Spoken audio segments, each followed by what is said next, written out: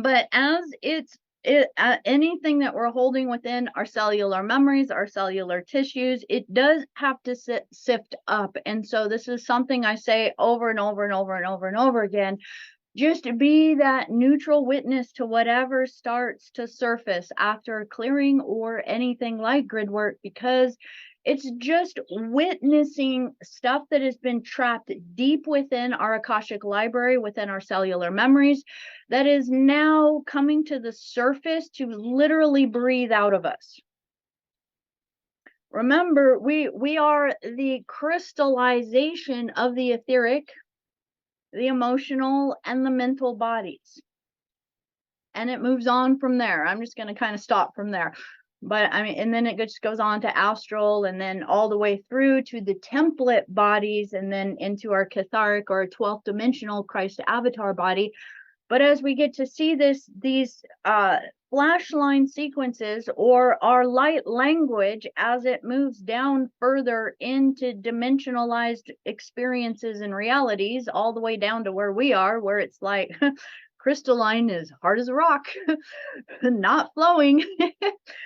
It's literally like that, even within our crystalline records, within our marrow of our bones. So if you can understand that the marrow of your bones are like the crystalline caverns of the earth.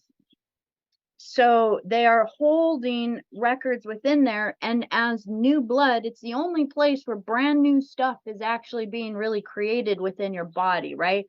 And so it's our blood, our starfire, our living template gets repatterned through the crystalline records within the marrow of your bones, which patterns out into all of the signals that begin to move through your all of your body. So all the molecules, all aspects of you. So within your very atoms and those DNA sequences that are moving through. So again, we want to think of our DNA that spirals through us is just as if it's a code that's constantly repeating itself.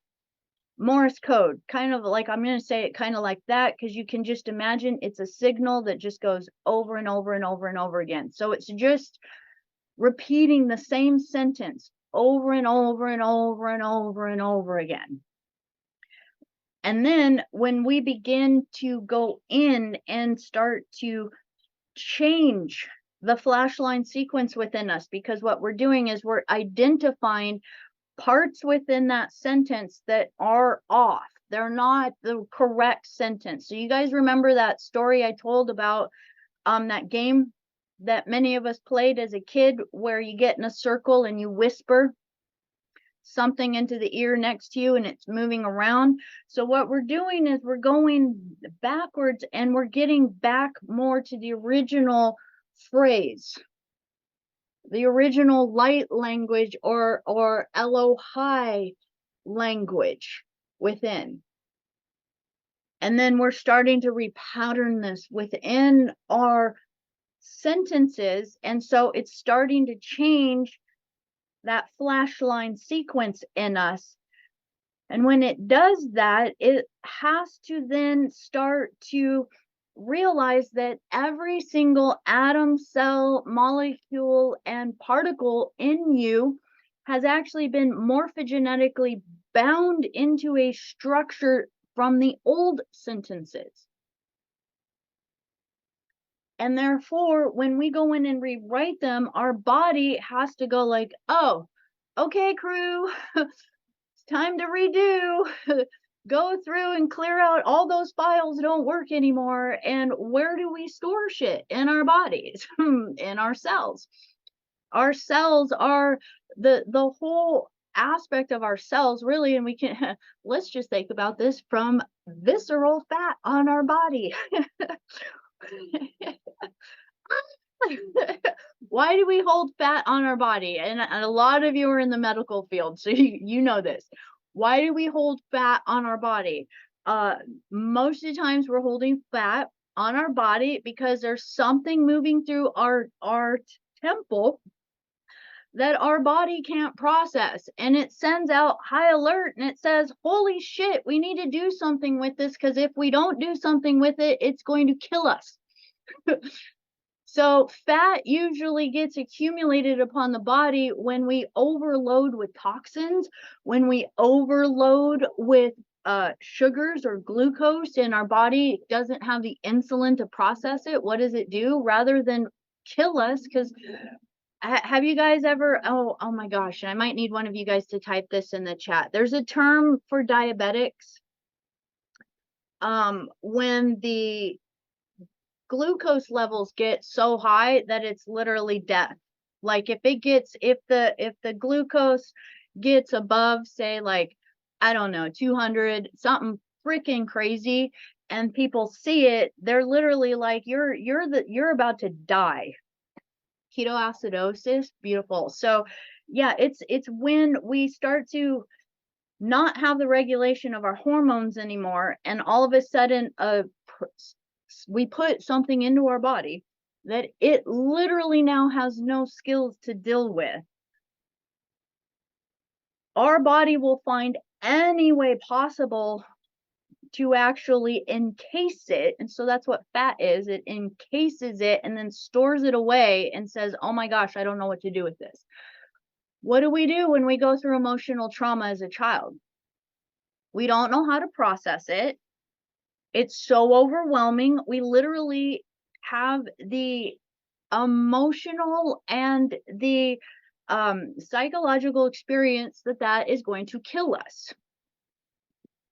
When you're a baby in your crib and your parents are fighting, and you're so scared that it literally feels like you're going to die because there's nobody there to protect you, what does our subconscious do? It naturally fractures off that part and stores it away like a fat cell in our body, and stores it away and particleizes it in order for us to have the experience of feeling safe again, because now that poisonous or dangerous experience is not there any longer.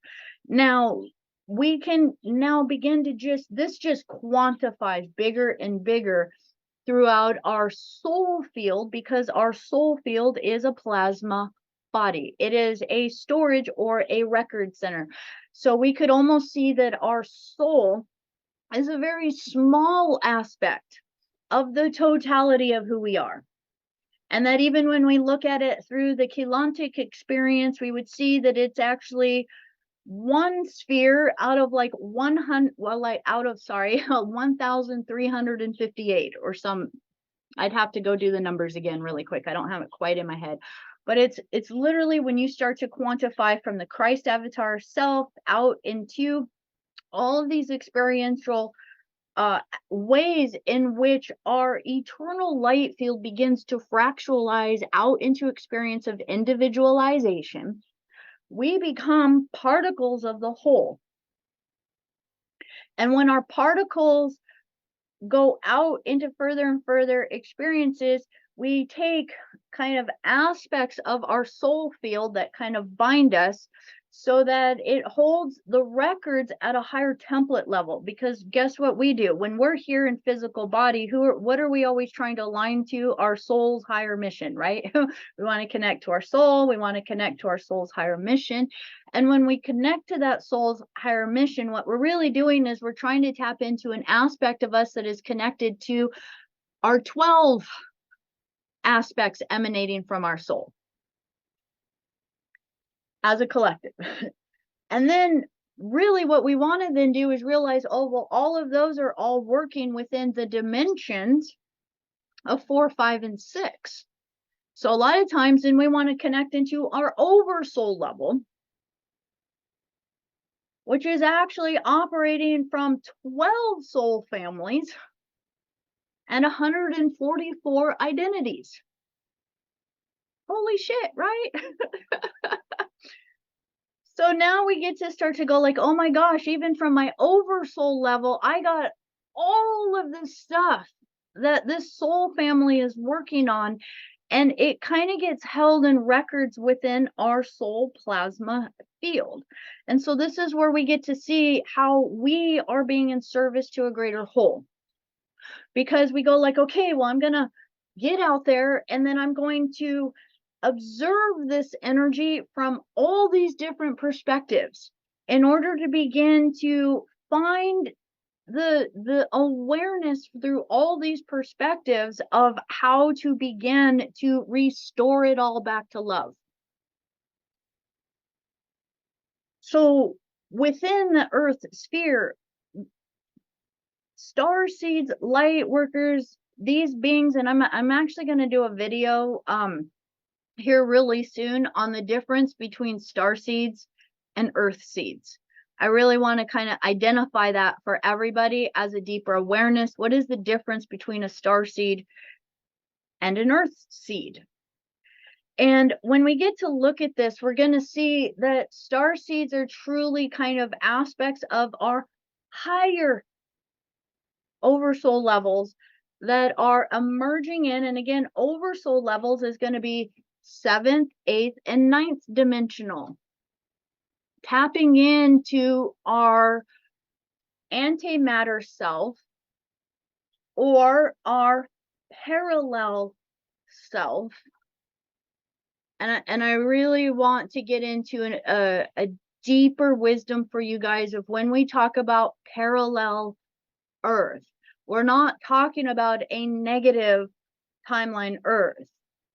We're actually talking about the Earth template that is the Gaian template. So the Polarian template. So when we think about the 8th Stargate again within Mintaka Orion, we've gone over this so many times. The higher heart chakra is a place where the polarities flip. And parallel Earth exists within the Gaian template, which is our antimatter self. This is not dark matter. This is not anything that is based upon light versus dark. This is like as if we would almost imagine the other side of the mirror. But what it is truly is we imagine that from 7 down, there's that number 7 colors in the rainbow, the 7 sound tones, 7 we've gone through 7 quite a bit, right? So 7, 8 is the neutral point in the middle, and then the 7 above gives us our 15 dimensional time matrix. So the 8th sphere in the middle again shows us the lower part of our Merkaba body. Boom, flip it, you have the antimatter or the polarized aspect of our Merkaba body, 9, 10, 11, 12, moving up. Awesome, right? So now as we get to understand this, we get to go like, okay, well, when I start to tap into my oversoul, I'm starting to actually tap into truly our higher self. We want to tap into our antimatter self, the aspect that is actually vibrating at a much higher resonant and frequency, time, space, and dimensions, nothing like they exist here. They're all happening within the eternal light field simultaneously. So we see this as beginning to merge into the primal light fields. But within 9, 10, and 11, even though we are primarily talking about beings that we would not even be able to see them, truly it's quite difficult to see even dimensional beings that are 6th, 7th, or 8th dimension, because at 8th dimension they move into a pure light form. And then so we can imagine 9, 10, and 11, we're talking about beings that are massive soul fields. Massive beings, right? Radiances of light that are starting to move into almost being solar rishi. Suns, stars. So now as we get to tap into this, we still want to remember that even within those highest dimensional fields, these are consciousness beings that we would think of as gods. Fully actualized, realized gods. But unless they have the 12th strand, they are not eternal light conscious beings. And there are beings all the way up until 11.5, even a little higher dimension. For all intents and purposes, we would see them as the most beautiful, radiant, divine being we could ever imagine being with. But if our heart, because your heart has that 12th tone, that 12th frequency within there, and if you don't feel that in them, they are a vampiric or a parasitic luciferic being. So we want to still have an understanding that even at our oversoul level, even dipping into what we would think of as the Buddhic or the Christic realms, until we get to the living crystalline Christ consciousness plasma light, there is a potential for deception, manipulation, and being used. So this is why we spend so much time working with Christ consciousness. 12th dimension, Christ consciousness, Christ consciousness, Christ consciousness, Christ consciousness, connecting to our divine Sophianic and Christos consciousness as a hierogamic template of pure unity outside of all polarity. And when we connect to this, we will find ourselves being fully and completely guided beyond any deceptions. Because here's the message of the 11th dimension. Just for it to be kind of really clear, because it's truly kind of the message of the ascended masters manipulation upon the earth. And I actually want to touch in, I didn't get a chance to reply to this, but there was a question about Archangel Michael and false archangel templates, false ascended masters. This is where we tap into all of this, because these are all going to be at the 11 and a half dimensional spectrum. And what happened at that level is there was a split and an overtaking of the divine angelic template by these luciferic beings, who then began to create false holographic, or we would just say false ascended master signatures off of these families. So they basically took the body of Michael, the body of the family of Michael, and they took this is going to be tapped into that huge history line we talked about of when the angelics were moving through, a lot of their soul essence or their light was captured, and then their light was used in soul fields, right, who had reversal templates within it. This is the Metatronic cube. So it was trapped within these cube systems, so that when souls incarnated out of that system, they had the distorted codes or the fallen angelic codes within them. Now, within this, we see these false ascended masters, and what it is they are truly aspects of these true ascended masters, which are rishis, who their soul essence has been captured, and then it's created a false holographic overlay over the consciousness of humanity. This is exactly the same as the Nibiruan dyadic template that has been placed over the earth. So if you guys can just for a moment tap into the awareness of the false crystal pylons that were put over the organic template of the earth, so that our consciousness would connect to this artificial crystalline template. What it is it's organic, it is crystal. This is why our soul resonates to it. It's organic, but what they've done is they've just changed the geometry of it over the organic geometry of the earth. And now our soul aligns to that template rather than what's underneath.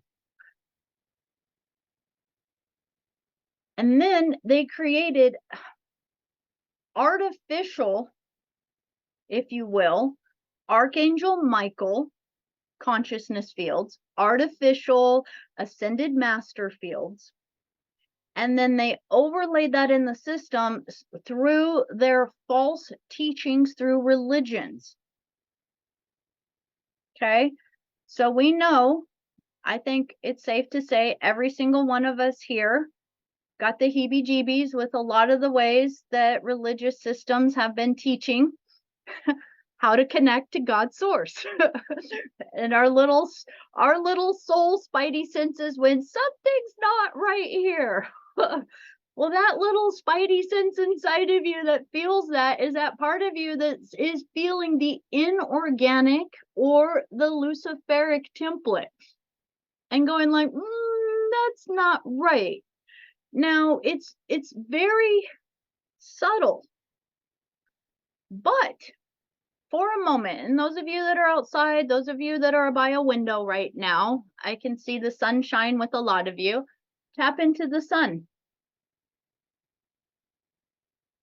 It's brilliant, it's bright, it's light. If you start to connect your heart to it, you're going to start to connect to the consciousness families there. Now, connect to your light bulb in your house.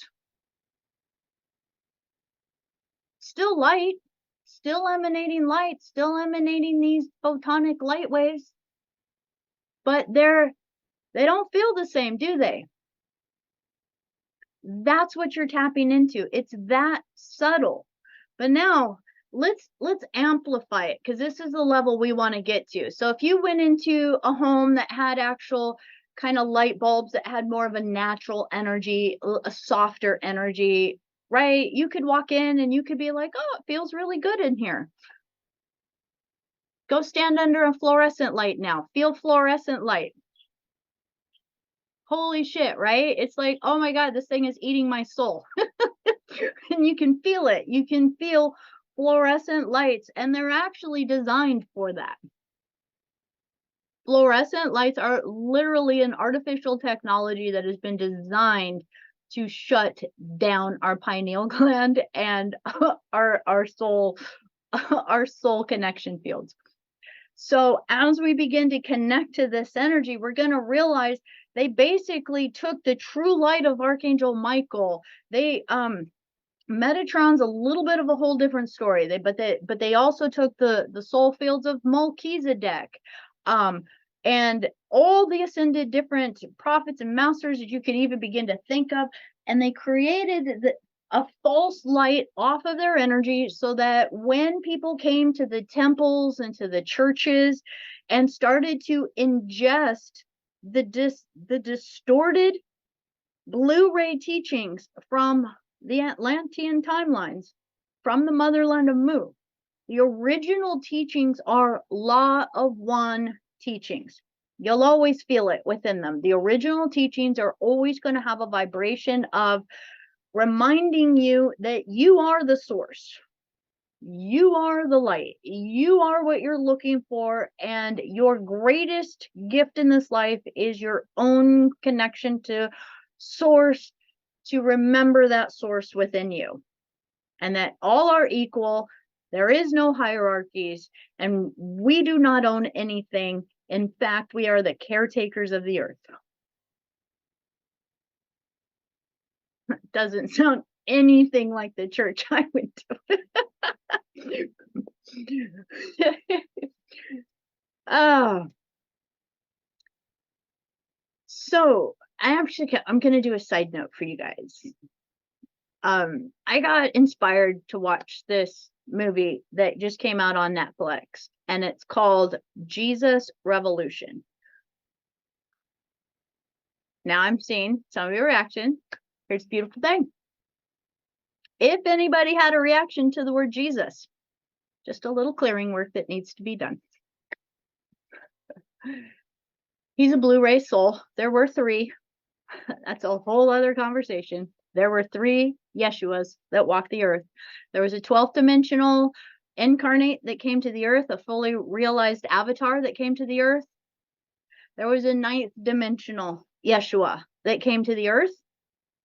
And then there was a 6th dimensional constructed Yeshua, which is primarily the one that is taught in churches. That was actually the hijacked, same thing as the false Archangel Michael thing that we're talking about. This 6th dimensional Yeshua was actually constructed through the negative alien agenda in order to, because they realized what an influence Yeshua 12 and 9 were making upon the planet. So they quickly created the Yeshua 6 in order for that to be what they would push into the consciousness of humanity, so that it would still falsify and pull people into this crucifixion. What do we call it again? The Martyr Savior Program. Woohoo! So wherever people have identified with Jesus, and what do most people who identify with Jesus want to talk about? The crucifixion. Oh my God. He spent an entire incarnation upon the planet, and let's just talk about where he died. Let's just talk about that. And then it's this invocation of, oh my gosh, I feel so bad for all the suffering that he went through and all of this, and it makes me cry every time I see the cross and all of these things, right? So can you see how effective that programming is they put on the planet? It's brilliant. It's brilliant. You guys got to give it to them. They're really smart. They are masters at the geometry technology of our consciousness. Masters. Got to give it to them. At least we weren't fooled by the classroom idiot, right? So this is where we get to have compassion for this. This isn't something that we would have come out of the womb just knowing. Our soul truly is eternally innocent. At its truest nature, it does not understand deception. It doesn't understand lies. It doesn't understand death or tragedy or pain. Because heart of hearts, that would never be something your heart would think of wanting to do to another. So if you can't imagine it, remember, within the fields beyond the 9th dimension, we're talking about thought fields, consciousness fields of thought, which means you have to imagine it and think it in order for it to manifest in creation. And at the levels of creation where our soul is in alignment with Christ consciousness, there is not even the possibility of thinking about lies, deception, hurting, manipulation, and all of these things. So what have we had to do? We had to go freaking figure it out. We had to be like, what is this? What are they doing? And we had to like compartmentalize our soul into all of these experiences to go in there to try to understand the darkness, if you will. Let's just put it that way, to understand the realms of deception in order for us to begin to kind of get streetwise, smart up, learn where it's been affecting our field so that we can shift and change it, right? So that we can then begin to have our levels of discernment that say, I am sovereign and I do not consent. So within this, as we get to understand these false templates are actually quite well done. And in that, remember, they're going to be more like that soft and natural light. It's going to be a lighting within your house that is as close to feeling as wonderful as the sun as it can be, right? And so within this, we get to start to just use our discernment that within this realm, we can just automatically assume there's a lot of fields here that are wanting to pull our consciousness into feeding vampiric energy. And so when you understand this, then It's just a level of that when you call upon anyone. Because again, the initial reaction is like, oh my gosh, I can't deal with the archangels. I can't talk to the angels. I don't want to deal. Oh my gosh, like nothing is safe. I'm gonna do nothing. Ah! No, Archangel Michael and it's truly, it's not art. It's archangels are families. They're massive fields of consciousness from which many souls actually have incarnated from. They're families. So it's truly Archangel Michael family, Archangel Metatron family, Archangel Melchizedek families, right? These families are massive fields that at that level they would be the massive amounts of singular incarnate beings if they were ever to all incarnate. Now, an archangel's purpose is to enact the will of the consciousness of the universal template. Well, that's a different way of saying it. Let's backtrack a little. Our 15-dimensional time matrix and our universal systems of which we are connected to have their own universal laws. Universal laws change within each universe that you move into. The laws of physics here and the natural laws within the first harmonic universe are not the same laws that are in the second harmonic universe.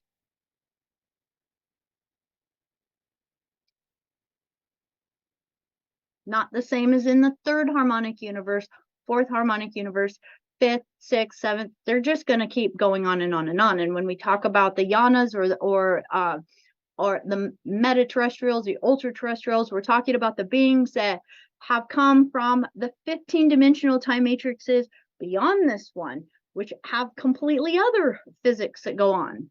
Let's talk about physics. If you have a cup in your hand and you let go, what is it going to do? It's going to fall. The physics in this reality, there's massive density, and the gravitational field is going to pull it back to the earth. There's physics within our first harmonic universe that don't exist like the second harmonic universe. Now, in the second harmonic universe, time isn't the same. Space isn't the same. It's nearly impossible for us to understand this.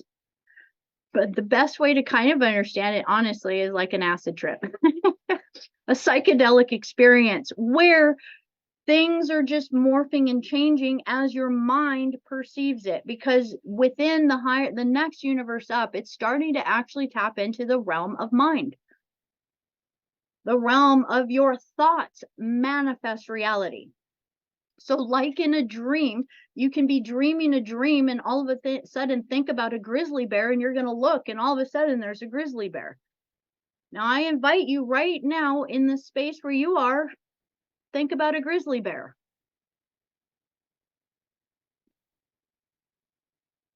Where is it? It didn't manifest. Different physics, different laws. Okay, so now when we kind of start to understand this, we're starting to actually realize that as each harmonic template moves up, that the universal laws tend to have like a harmonic through them through the 15-dimensional time matrix. But there are universes everywhere.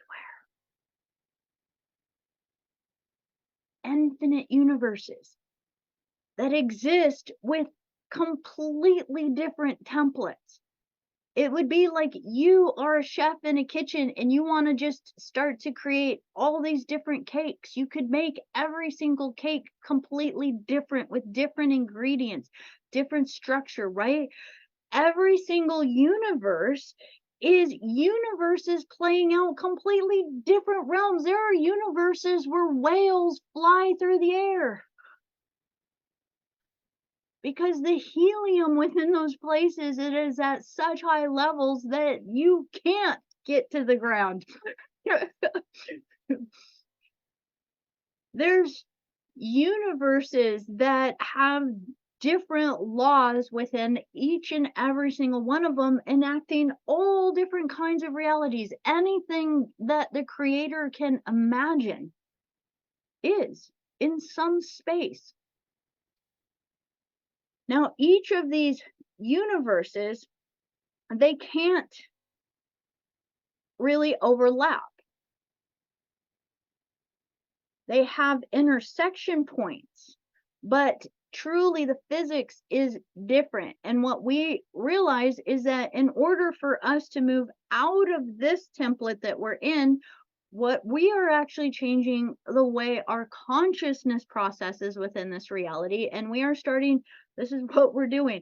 We're tuning our consciousness and aligning ourselves with our soul awareness, which exists in the second harmonic universe, dimensions 4, 5, and 6, which operate in the angelic realms.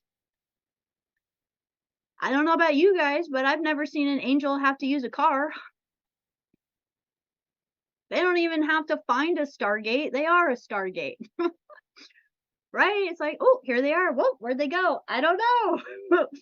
Take on form, take on no form. You know, it's like literally the angelics have mastered the physics at a different higher level of consciousness. So therefore, they don't play by our first harmonic universe rules here. They can actually manifest within even this reality from the level of consciousness of where their consciousness is. And so as we begin to imagine this is what we're doing. We're starting to elevate our consciousness above. And then therefore, when you elevate it above, the inorganic template here starts to become more and more and more inauthentic and inorganic. You can't miss it. It becomes too apparent when somebody's trying to push their agenda on you, when somebody's trying to put a false holographic overlay on you, when something is a false energy on top of you. And as you begin to catch it quicker and quicker, if there's any places that we have emotions or resonance or energy with that, what do? We go, oh, interesting. There's still that sentence being written within my DNA that is holding a signature to that. And you're now at a level of beginning to be mindful, discerning, and understand it at a different level, not by going through it. But by now, you're now at the place of not having to go through it over and over. Okay, let me give you guys a different example. Not everybody here, but quite a few of you here can resonate with me on this one. How many of us have been in relationships that you were like, ooh, that was a learning experience?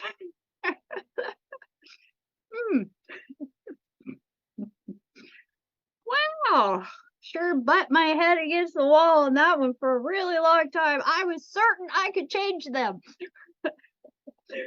Right? We go through these relationships and we feel it's like, oh my gosh, it's like they were trying to limit me. They were, it's like we could come up with all these victimizer belief systems about it, right?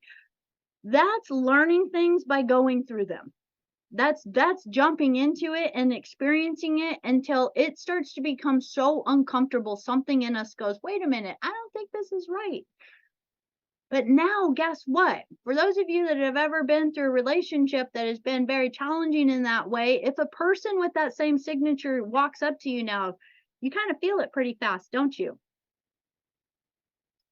It's really hard for someone to come in and be that level of charm that we're like, oh, I got red flags, but they said it's so nice. That can't be it.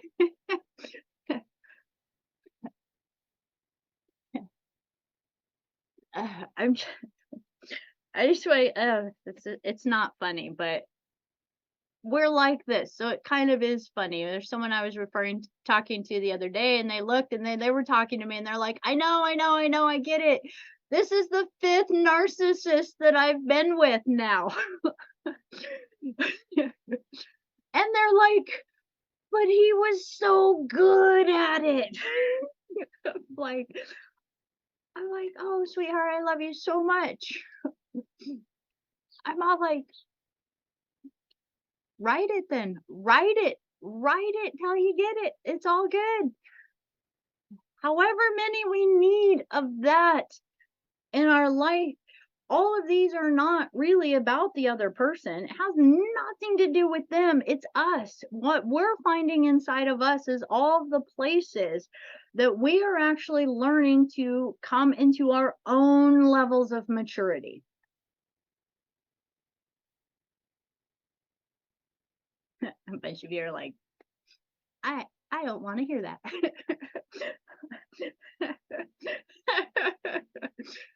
Heck no.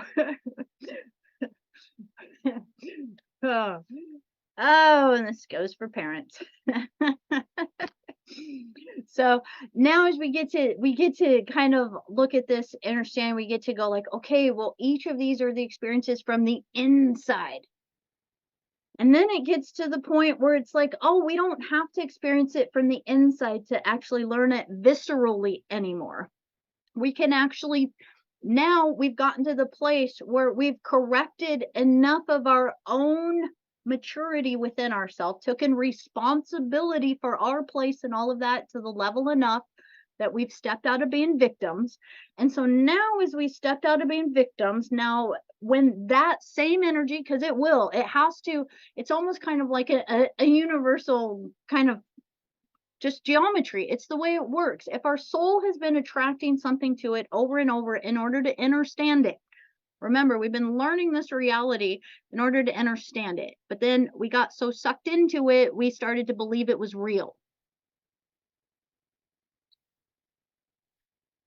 If we want to get to the core of where it all started, I want to repeat that one more time. The reason why we got sucked into it is because we started to believe it was all real. And then guess what you are? You are a creator. You are the spark of God's source. Therefore, whatever you think, you get to create. Therefore, we made it real in our reality. And then guess what we created? That very moment when our angelic soul moved through the 8th stargate, moved its little merry way down and believed it was real, we literally stepped onto samsara.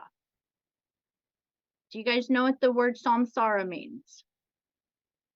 Samsara means wheel. We stepped onto the karmic wheel. And when we stepped onto the karmic wheel, we just started to keep incarnating in all over the place on it. The purpose, again, was for us to get to the place within the dream that we remember it's a dream. And then we become what?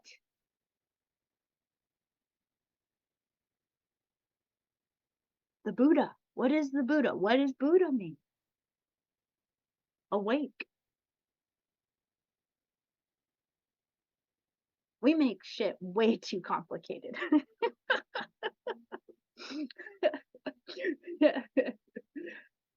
So the beautiful thing within this is that there are many, many gates back into awareness.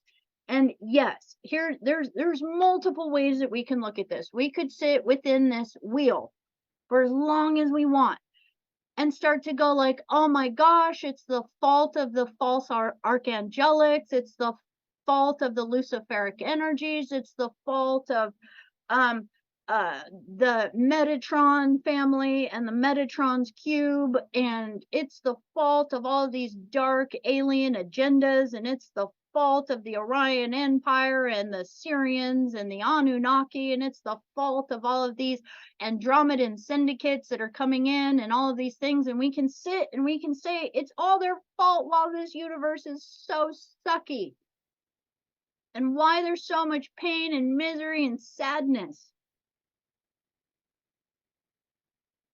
And then we can stay on the wheel as long as we want, because some people like merry-go-rounds. I don't know. Did you guys ever play with that as a kid? The merry-go-round? They made my stomach sick. I couldn't really handle them. So then we start to go like, oh, okay, yeah, well, guess what? Something's starting to look familiar. Haven't we walked past here before? Something feels weird. And so then we start to get to go, oh, wait a minute, if we're all part of the same original source, well, I can't love them. They're assholes. We get into this phase where we're just like, oh, yeah, well, I can't, like it's the rebellious teenager phase for a while that says, oh, like, oh, what do you mean I need to forgive them? What do you mean I need to love them? What do you mean I need to see myself in them? And let's just be honest with each other. There's still, I would say all of us at different phases still working through a lot of this. I don't want to take responsibility. I'm the angelic. So then we get to realize, oh, okay, well, yeah, we can start to realize, okay, well, now our levels of learning in here are about us becoming mature through discernment of becoming aware in our consciousness again. That says, great. So there's a false net around our consciousness. Good job. You guys are super smart. Good job. So there's been soul traps and soul recycling. Oh, don't worry. You got me a few times. You're good. You won. You got that. But what we want to start to realize is that once we awake to it, there is nothing that can bind you. So it doesn't matter if they can come up with these holographic false archangelic Michael and Mary and all these different energies that gets a bunch of people to pray to it. Guess what? You know better now. So when you call to Archangel Michael and the Archangel Michael family, guess what? You just say, I call to the true, authentic Michael family now. Through my 12D Christ avatar God self. And you move on. And who cares? Now, what is happening is the more that we connect to the authentic templates, we're connecting to the authentic earth grid templates. This is why we do the grid work that we're doing.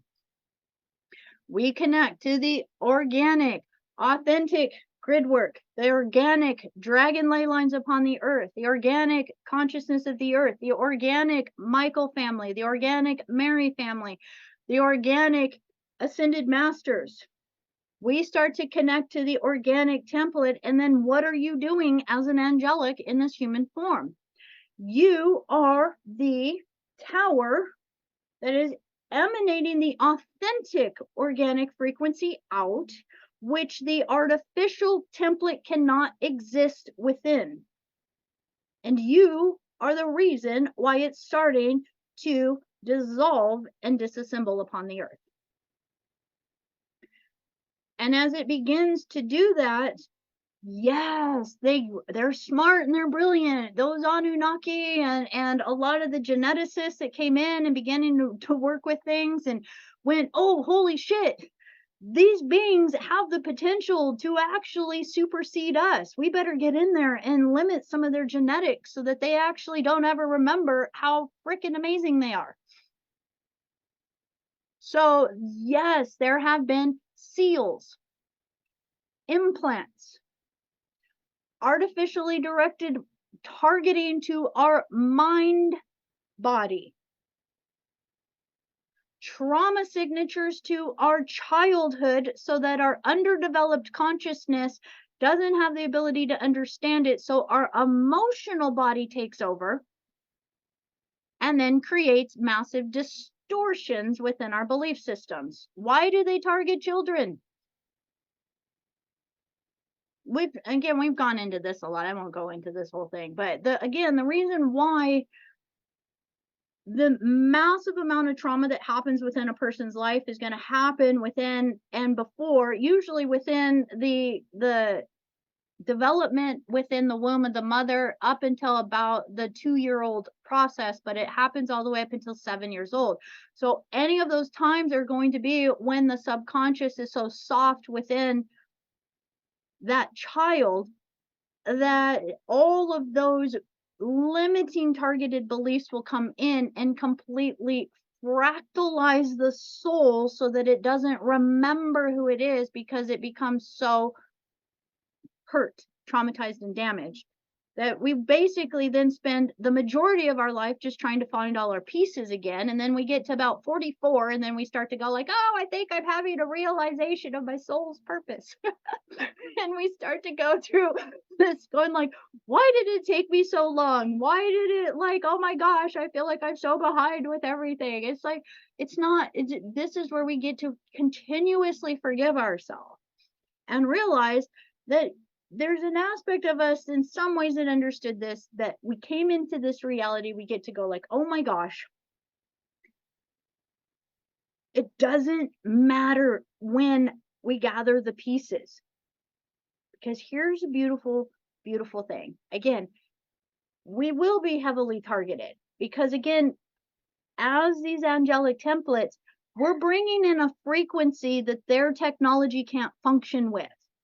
And if their technology can't function, their whole scheme isn't going to work on the consciousness of humanity anymore. And truth and our true galactic history and our true reconnection to all the other dimensional realities is going to reemerge.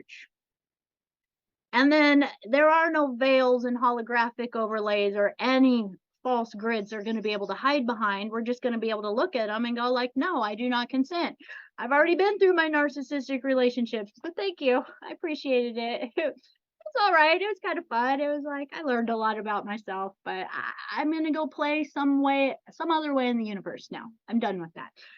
And so we begin to kind of get to move through that energy. And as we get to move through that energy, we start to now just realize this one beautiful thing within here. Your body, your sacred temple, and your light language or flash sequences that are moving through you are truly your most important focus.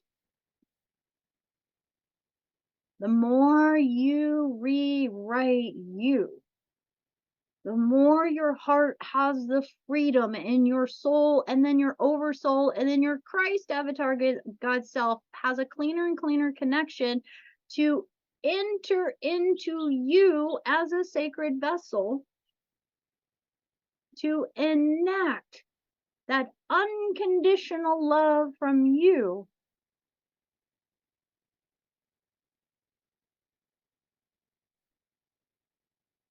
Taking a pause, because when we do clearing work, what do we say to let do all the work? Let love do the work. So when you allow yourself to be the vessel of unconditional love, you truly just need to be a witness to this world as love. And love begins to transform. That's why when we did the grid work, the most important truly is those who hold the pillar of love for the process that's happening. It's like the foundation, it's like the structure is love. And then from within love, the little scrubbing bubbles can go in there and agitate and get everything up. And then guess what? Love gets to take it and clear it right out. And that when we can be that, it is truly our levels of which, yes, a lot of times we're going to see things that are incredibly painful. incredibly painful. But we also want to recognize that the more and more we can see every individual upon the planet as a potential Buddha,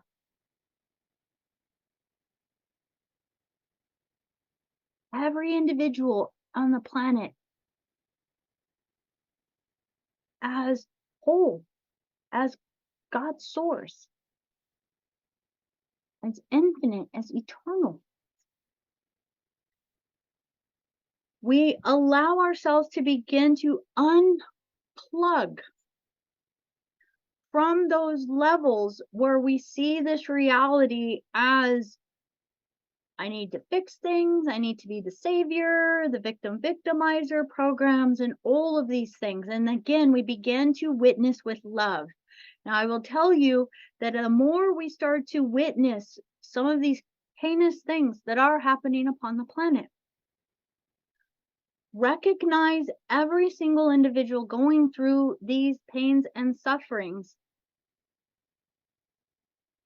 as that God source.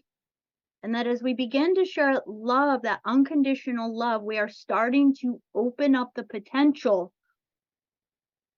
for that story to dissipate. Because again, in Christ consciousness, pain, suffering, deceit, ownership, trafficking, none of that exists, right? But again, how are we recognizing that every single soul upon the planet is taking a journey? This is where it starts to get like, oh my gosh, right? This one gets at the core soul of everybody. That child isn't choosing that. That animal didn't choose that. This is like talk about hitting the hot spot of the needle on the head. Ouch. But how can you say that soul didn't choose that? Because then you would have to say your soul didn't choose your life. And that you are not part of God's source.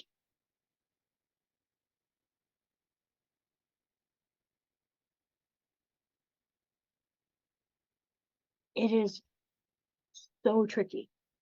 Now, I love a lot of the Buddhist teachings because they're so in the face. They're just so like, what? What's your problem? You reincarnate anyways. What have you not realized? And oh my gosh, I don't have the exact place to quote this. I think it had to do with Ganesh though, but there's a story of this being, and this being like came to this other enlightened being. And this other enlightened being just came and killed him. And everybody was like, what? What did you do? What did you do? What did you do? And they're like, I just liberated them. The fact that that being actually liberated that soul in that moment allowed their soul to break free and come through as a massively enlightened being in their next cycle. I'll have to find the story. It's rather fascinating because it's just this whole scenario of this being watching this being and just going like, oh my gosh. But it was the progression of this being's soul that every time they came back, it was like, thank you. And then they would come back to this being and like, kill me again.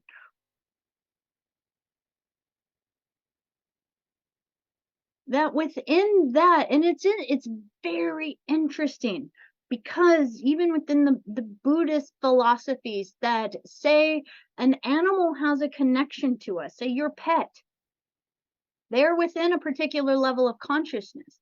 But the fact that they are now connected with you and the work that you are doing and the vibration that you are holding, you are actually escalating their consciousness.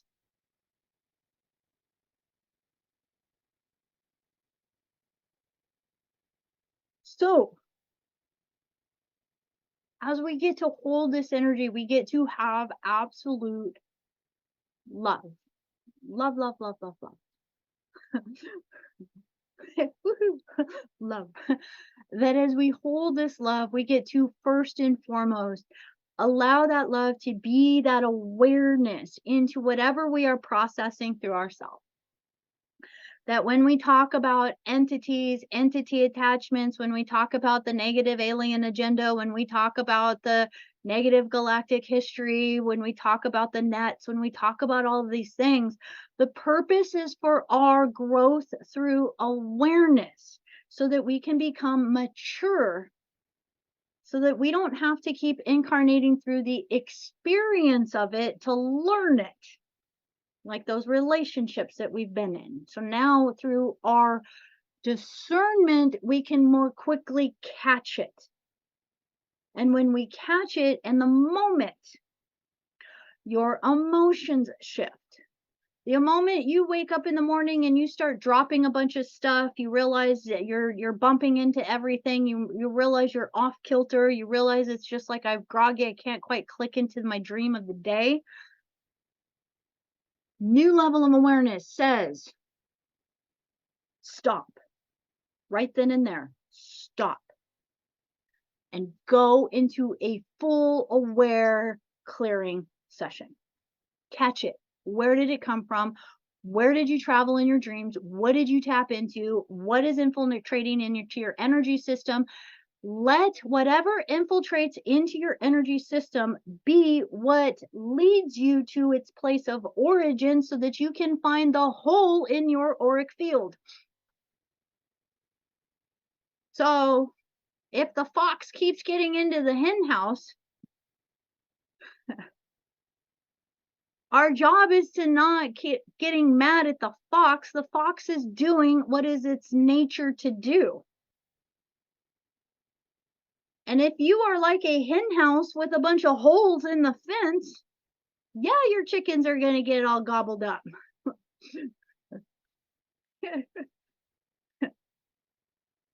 And it's like we could sit and just keep talking about what a victim we are because there's a fox. Or we go like, oh, fox in the hen house. High alert. If this is a no-brainer. If we had a hen house, no brainer. What's the first thing you're gonna do? Where's the fucking hole? Where's the fucking hole? Oh my god, where did it get in?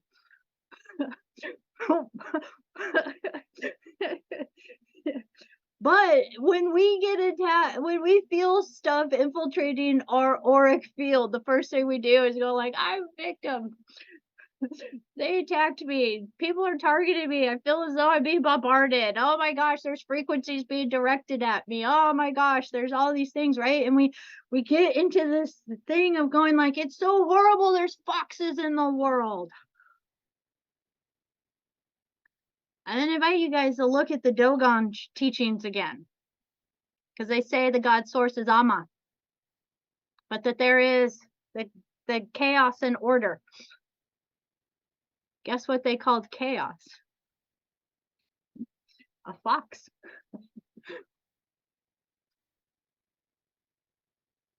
They're smart. Kind of cute. Kind of cute, the little stinkers, right? It's like, it's a fox. It's like, you're like, oh. But as you can see, there's always a dance of chaos and order. Always a dance of chaos and order. And then as you begin to tune into your energy field, you get to go like, oh, well, if my energy is off, where is the hole? Where did something get in? Where do I need to bring my awareness into what is going on? And then from within that awareness, we get to then start to utilize our discernment by immediately connecting to our 12D shield, 24, 48. Connect to your Orifim avatar.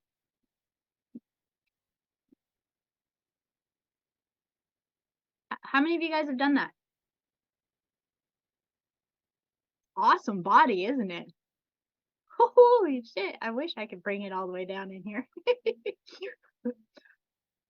Tap into your Orifim avatar. Now we're talking about 48. Now, from within this spectrum, now we're holding within a level of consciousness that doesn't play polarity. Why do I say that? Oh, well, I don't want to hurt their feelings. Oh, well, I don't want to say no. Well, I feel so guilty. Like I agreed I was going to do that already. Or, oh my gosh, they're going to think I don't care. We cave our energy in all the time through the programming of the belief systems here that make us feel as though if we don't go running when so and so calls, if we don't do all of these things that we think, oh my gosh, I'm obligated, well, I have to, well, they're family. Oh, well, I don't, well, it's my mom, I have to. Oh, well, I don't want my child to think I don't care about them, or, oh, and oh my God, we are like programmed to be self-sabotaging. We literally live our life self-sabotaging ourselves. That martyr program from that Yeshua 6 is so strong that we literally believe that if we stand up for ourselves, that we're being selfish rather than being the ambassadors of universal law and unconditional love. That's the divine Sophia. That's the goddess energy. It says, I can tear you down with love.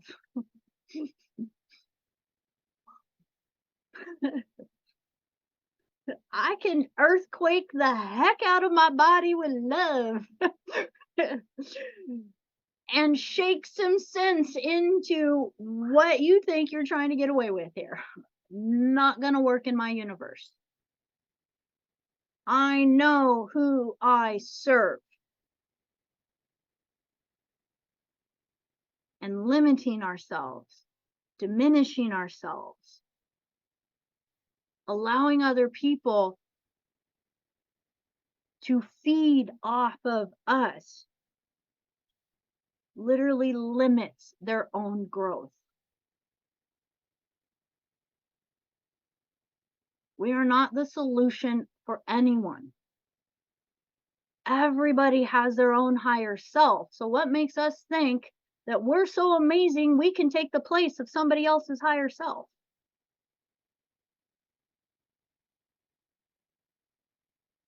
We want to, with love, connect whatever another seeks from us to their higher self so that they can receive exactly what they need and what they're looking for, that they can have their own realization. Every path back to source is a self-realized path. No one's gonna die with you. When you die and your soul begins to unplug from the physical material body, that's your journey. Everybody goes through that journey themselves. So as we start to learn that, we start to create that level of understanding within there. And that as we be that, we remember that our unconditional love and this devotion to what we are truly in alignment and in service to allows us to be the pillar of light upon the earth that becomes a radiant frequency.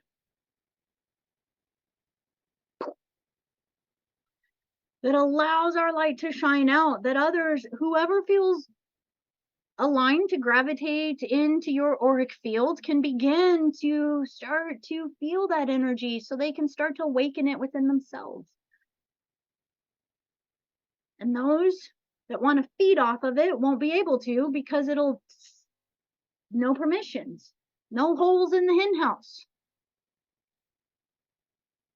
And therefore, they'll go somewhere else. It's the nature of entities, spirits, astral beings, even, demonic beings, even the beings that have been assigned to us through bloodline contract. they don't want to work hard. Okay, let's just put it this way. A Luciferian being is lazy as fuck. They want to feed off of you because you already got it. I don't want to go find it myself. That's too hard. That's too much work. I don't want to do it. I just eat off of you. You feel like you owe me anyways. Why not?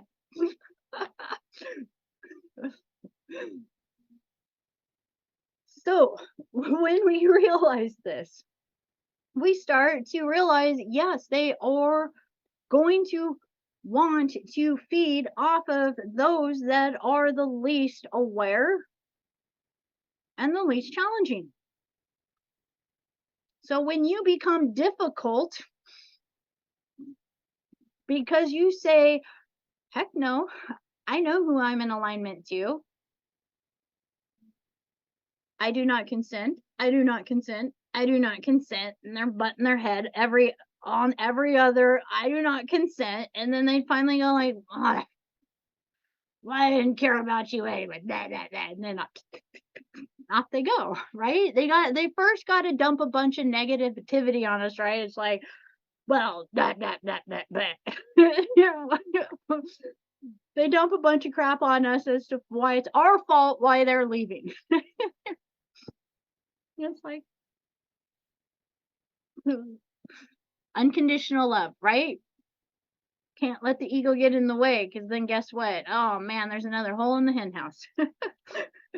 Dang it. Is that how those happen?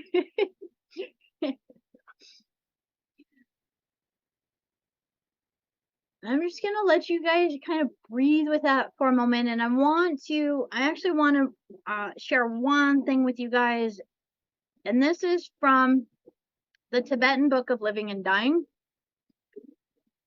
And I'm just going to kind of press up this energy here with an understanding that I just want to mention, let me hold on. Close up. I want to mention one more time.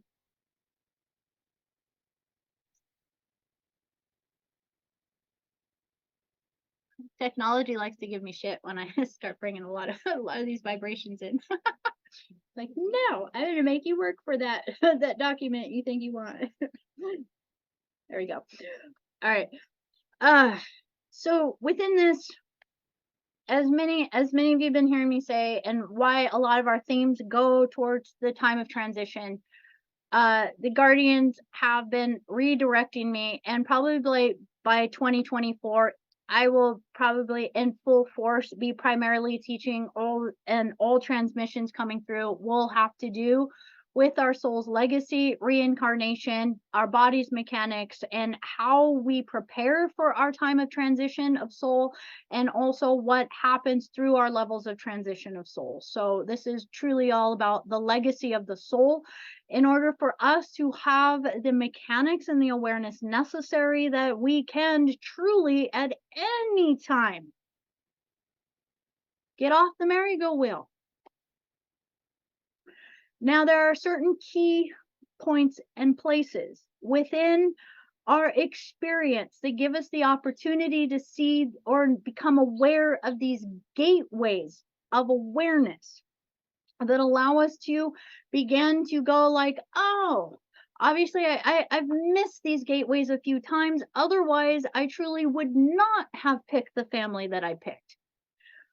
We want to realize that if we can look at our life, and our life has been what we many times refer to as challenging, that there is an aspect to us that still was diving in to understand something within ourselves even more. But I am just going to put this out there that none of us walked in as a fully realized avatar.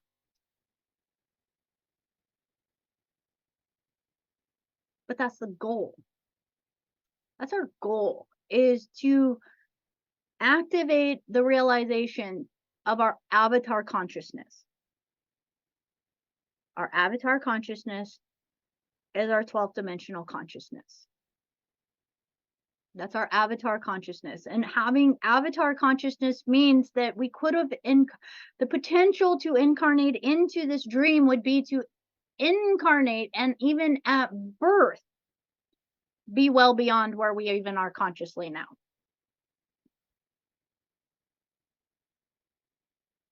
Beings like this, there are many realized avatars that have walked upon the earth. There are many partially realized avatars that have walked upon the earth. And most of these beings are going to be beings that from childhood are already on these paths and having dreams and awarenesses of their other incarnational experiences of many other lifetimes, therefore understanding fully and completely their purpose of this lifetime. Certain beings like this would be beings like Yogananda. And if any of you have ever read that autobiography, it's a path of realization. He spent more time not here than here. I think he lived like 36 years in the physical body. But of that, I think he was maybe here, maybe a total of 13. Who knows? Or less than that. He spent so much time putting the body into stasis and actually being in the other realms through his consciousness in other dimensions, spaces, and communicating, that he always said, those worlds are far more real to me than this one where my body is. And he announced long before he transitioned that he knew exactly the day that he was leaving. And one day he went into that state of meditation and never came back to the body.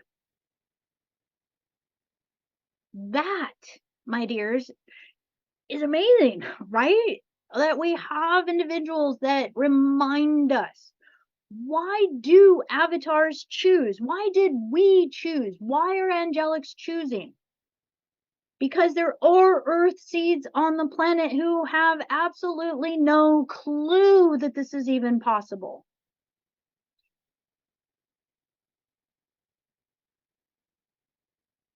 And our job is to awaken possibilities. So within this, there's an awareness that through multiple different times in our life, there are actually the greatest moments for our awakening into our avatar consciousness.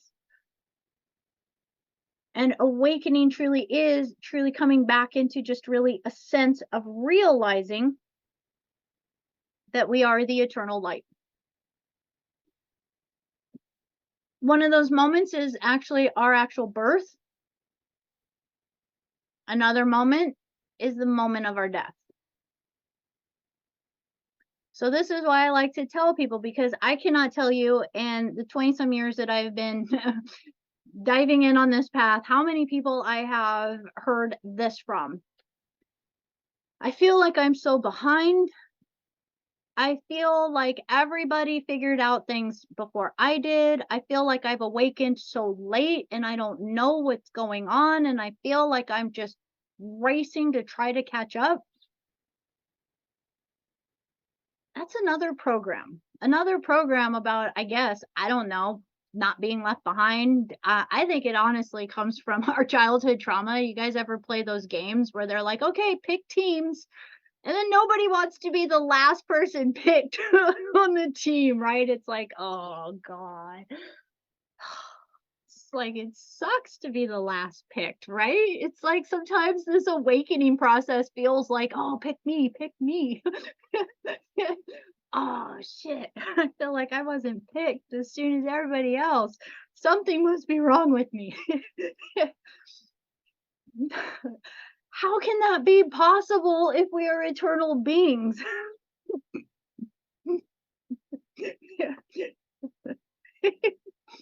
It's so, oh, we are so funny. We are so funny, right?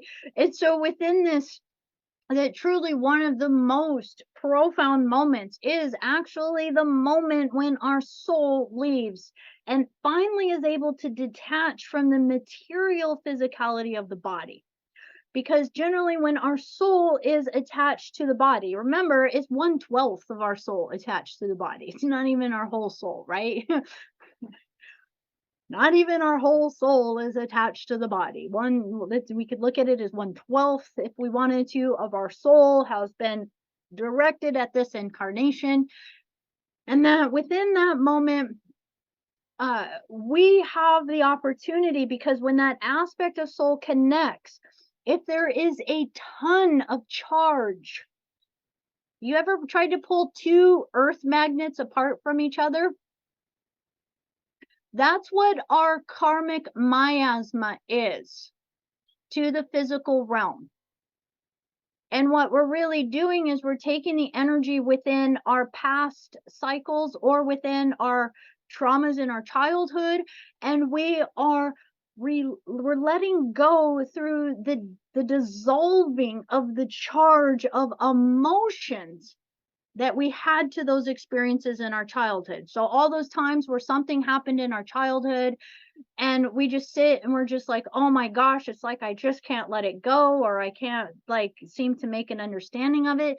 It's creating that magnetic charge within there, within the field, that binds us even more to the physical or the material reality. Even if we're disassociated with our body and floating above us from like a helium balloon, right? You know, it's a defense mechanism, but your consciousness is still tethered to the body.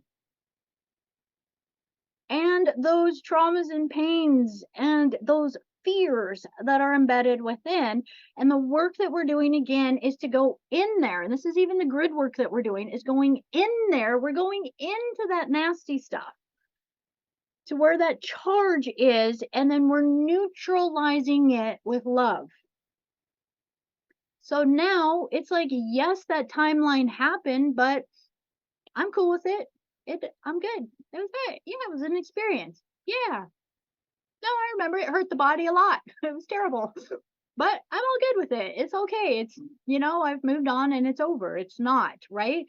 Like this is one of the main reasons why a lot of the distortions continuously happen upon the earth, is because people can't let stuff go. So it's their consciousness that wants to keep going, like, yeah, right, what? But remember what you did 100 years ago? It was so terrible. I'm never going to forgive you for that ever. And it's like, that wasn't you, by the way. Or me. That's energy that we're just reciprocating this. And you just see this, and the AI programming is inundating the younger generations with this. And we're watching them riot this across the earth right now with this energy. They're so AI programmed. It's insane. So all I want to say to you guys is, do not engage. This is what the guides say over and over and over. Anyone who is just coming from a place of rage, hatred, anger, or just wanting to be argumentative is probably looking at a lot of Instagram, TikTok, social media, or programming. Therefore, they are AI infested. And you are not actually dealing with their soul. You are dealing with whatever has hijacked them. And then our job is to not get overwhelmed by, oh my gosh, this like makes no sense. I can't believe they're saying what they're saying. Neutral, compassionate witness. Don't get caught up in it. Remember, we're creating the new frequencies that are going to start to weaken those frequency bands that have been holding their consciousness. So let's remember, their soul has a greater purpose, and who knows? Who knows what these souls are going to be doing potentially when they're 30, 40, 50. This might be exactly what they need to, one, agitate the heck out of us, and two, to be exactly whatever they need to come in and understand at a deeper level in order for them to be a potential amazing change. I don't know about you guys, but I have a teenage life and an early 20s life that I sit and go like, that bitch needed to be slapped a few times. I did some dumb things, right? All of those taught me something. So now as we get to I love you guys. As we get to understand this, we get to be this vibrational frequency that sees the love through all of this, that begins to not engage with the artificial intelligence because it does want to hijack the organic intelligence of creation. And we're here to disassemble that in the most beautiful level. And that there are two main gateways when that can become dislodged, but generally our birth is too already hijacked. It is one, again, it's one of the most targeted times for a soul emerging in. They immediately want to hit it the minute it comes in. So generally our path through our life gives us the true graduation, which is our transition out of the body. And that is a moment when our consciousness truly gets to dislodge from the material realm. And hopefully at that time, we've already done tons of work to dissolve the charge or weaken the charge, that magnetic connection that we've had to all those traumas. And we've done everything to begin to neutralize every of them. So we're not being pulled towards it any longer. And then through that, it is something referred to as the liberation. So this moment, it says that at the birth, it is one of the most important moments because it is the moment when we can begin to meditate upon liberation and to become connected to what is referred to as the great white light. That is like a flash of lightning. That when we connect to this great white light, that it is what they refer to as the luminosity. So this is again from the Tibetan Book of Living and Dying. And just for fun, I actually don't know if I have it on here. Oh, I'll do it next time. But basically, the original title of the Tibetan Book of Living and Dying was basically, and this is a very loose translation, I have it written in the house actually, is freedom through consciousness, freedom through awareness. So as we become aware of this, that the whole energy is about becoming aware of our dream nature, with us being within the dream, and that truly the awakening of the luminosity is not to see the light as something outside of us, but here's the whole crux of it. That when we see the great white light, that we recognize that that is us. And that at that moment, when that flash happens and that separation happens, if we can be within that in such a state when we realize I am now recognizing myself, that is who I am, and that all is that very same light.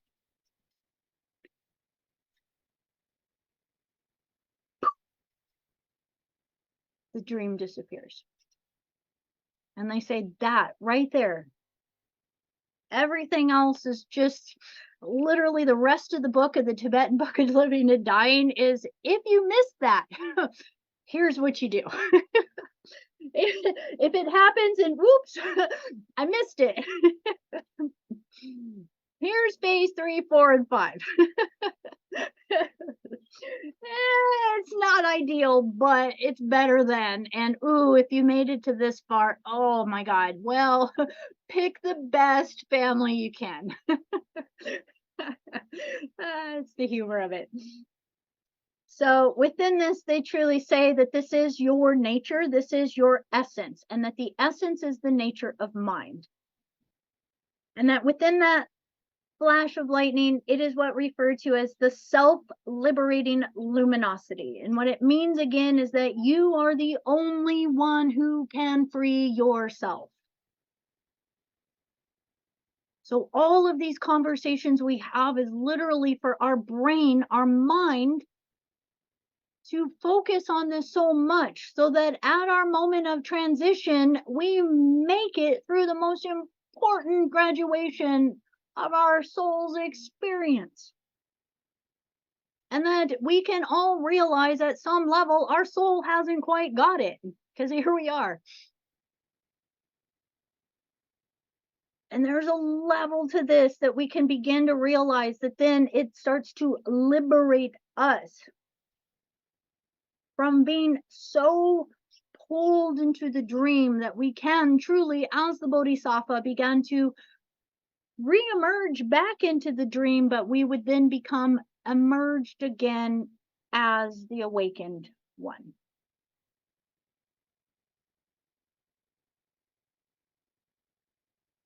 How cool is that?